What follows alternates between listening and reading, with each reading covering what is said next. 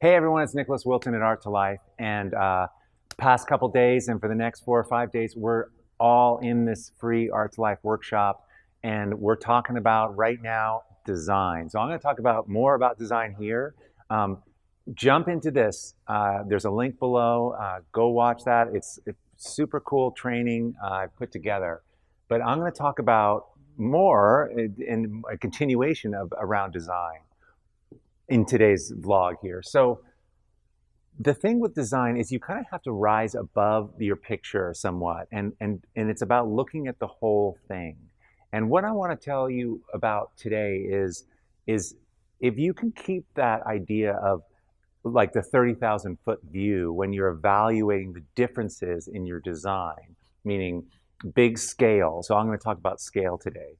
You know, there's big things and small things, and having variety of things in your work of sizes, that creates tremendous interest in your work.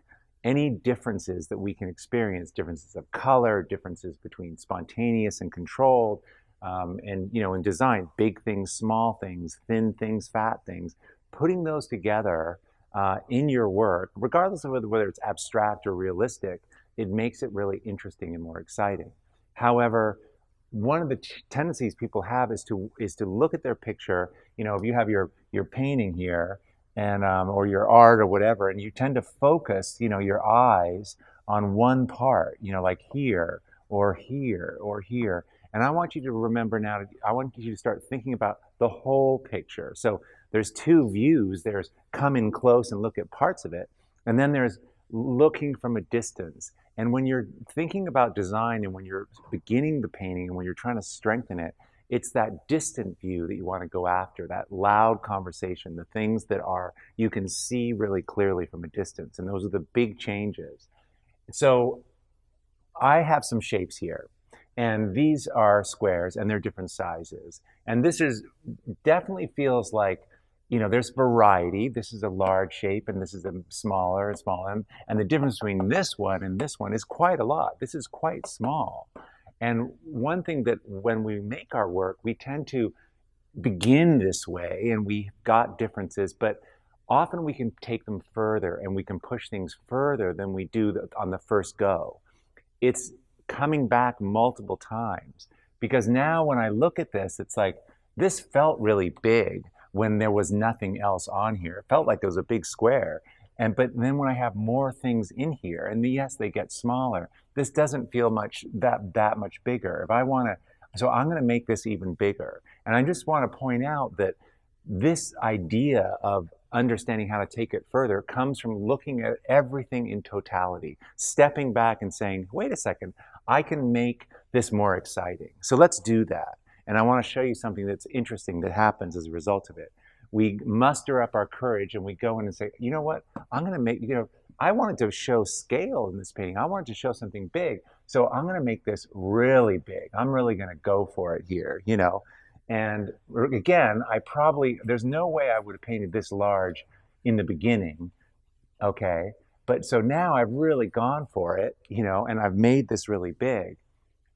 But look what's happened to the rest of the picture. These things were quite different from one another originally, but because now this one shape in my picture, that one part that I worked on, has changed everything. Everything is relative. So the differences between sizes of these, in comparison between the differences of size of this one and these, it's actually made these feel more boring. Do you get it? The differences here have been reduced because I was more bold here. So remember this, that it's all fluid, it's all relating, it's a global thing. You got to think globally. So actually, now I've strengthened this, I can go bigger here too, right? Like this can get bigger. Do you see what's happening? And then this one can get bigger too. I'm equalizing, I'm sharing the differences a little bit through the picture. And look at the scale. That's more powerful than where I started 2 minutes ago. And then probably again, I would say, wait a second, I can go even bigger. And now we're starting to really take this thing off. But I need you to start looking and being aware of all of it every part of it. And and I can add this. Look at how powerful that looks. Look at how powerful a small thing looks next to a really big thing. This is all about design, and this is what we're talking about this week in the past few days, and it's in the first lesson of the Arts of Life workshop, which is happening now. Jump over there, all over that. I'm helping people, I'm teaching people. There's a link below. Go check that out.